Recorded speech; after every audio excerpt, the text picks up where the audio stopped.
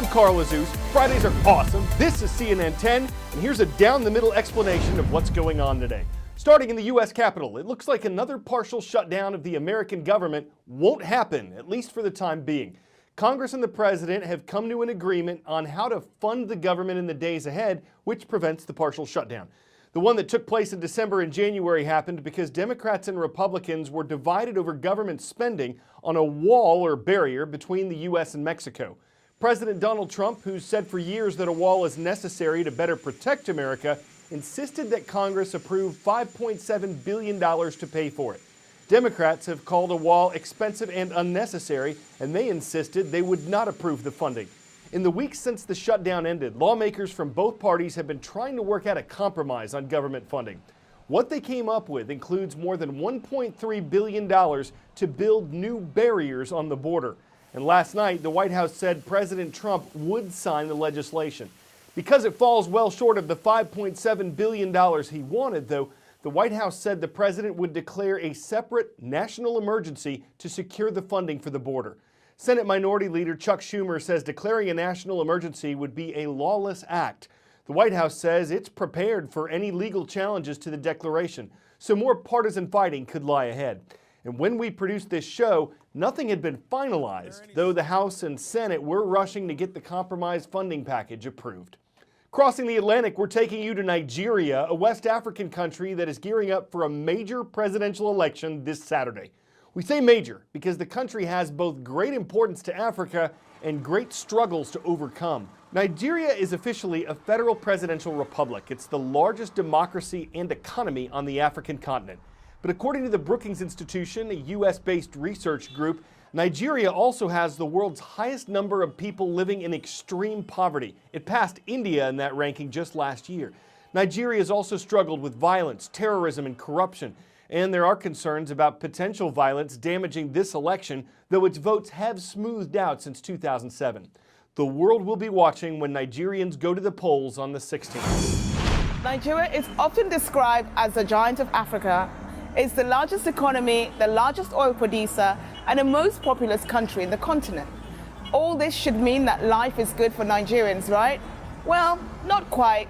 The constant complaint from citizens is that the country's wealth just does not trickle down to the average man and woman who are struggling to make ends meet. To make matters worse, Nigeria is now the country with the most extremely poor people in the world. According to the World Poverty Clock, there are now 87 million Nigerians living in extreme poverty, which means they are surviving on less than $2 a day.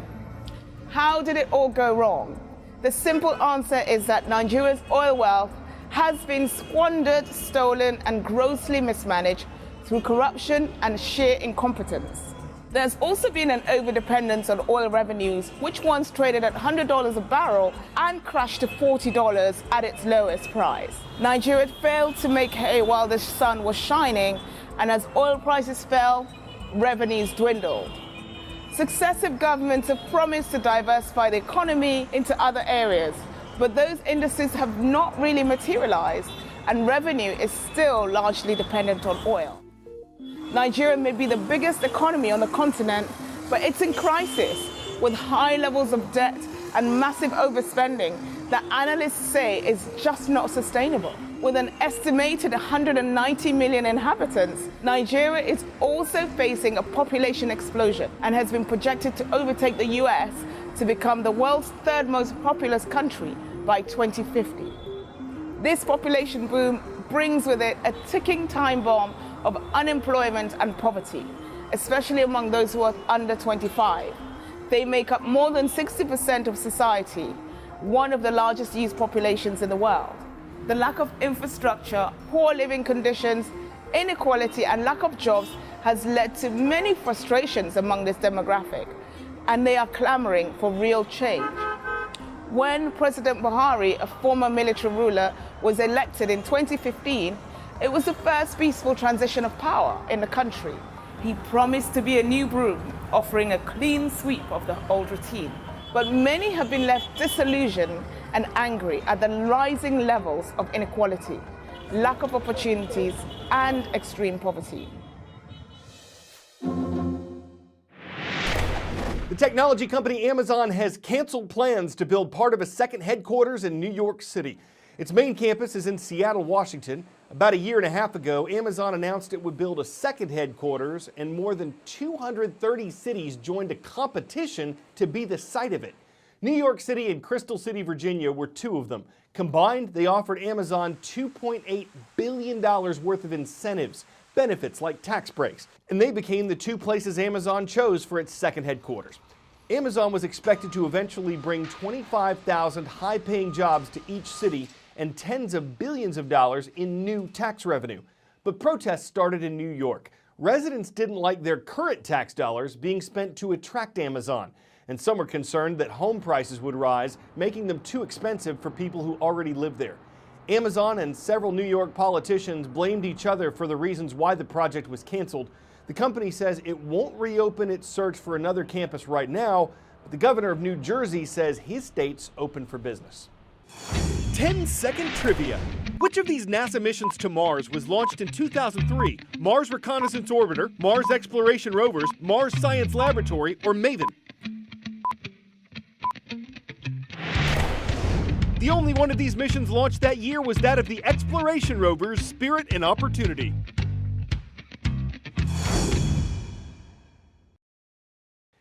The time for Opportunity on Mars is over.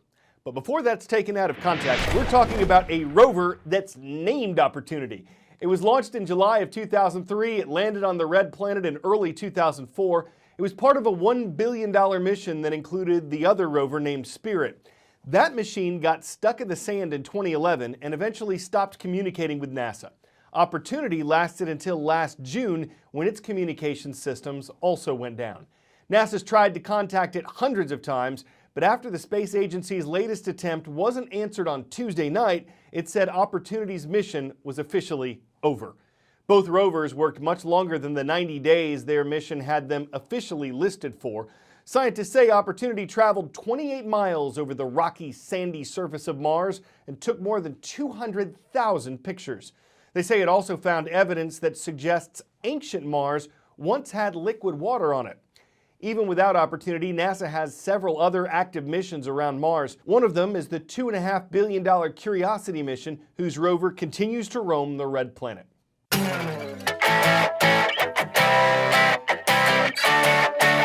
A lifelong baseball card collector recently visited a shop in Nevada and saw this.